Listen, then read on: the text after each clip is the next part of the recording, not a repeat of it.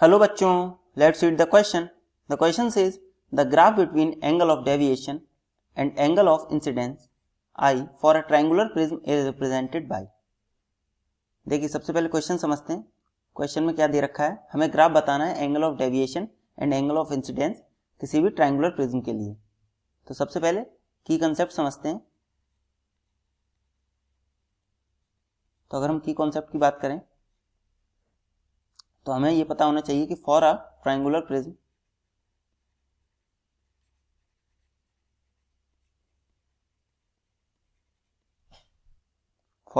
Prism as the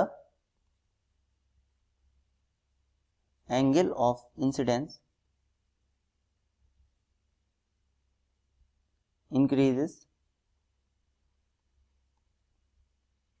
the angle of deviation पहले तो वो डिक्रीज करेगा. द एंगल ऑफ डेविएशन, जैसे क्वेश्चन में क्या बोला गया है, delta decreases first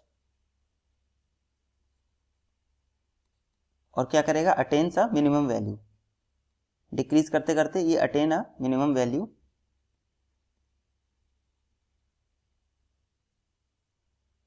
and then increases. उसके बाद फिर से ये एंगल ऑफ डेविएशन बढ़ना चालू हो जाएगा जैसे जैसे आई बढ़ेगा. तो ये हो जाएगा हमारा इस क्वेश्चन का की कंसेप्ट. अब हम बारी बारी से ग्राफ चेक करेंगे कि किसमें ये हमारा कॉन्सेप्ट फॉलो हो रहा है. देखिए, इसमें तो हमारा आई जैसे जैसे बढ़ रहा है बट हमारे डेल्टा में कोई फर्क नहीं आ रहा है. डेल्टा हमारा क्या है, एंगल ऑफ डेविएशन. तो ये तो हमारा ग्राफ गलत हो जाएगा. अगर हम ऑप्शन बी की बात करें तो इसमें देखिए जैसे जैसे हमारा आई बढ़ रहा है, डेल्टा पहले हमारा बढ़ रहा है बट पहले ही हमारा डिक्रीज होना चाहिए था.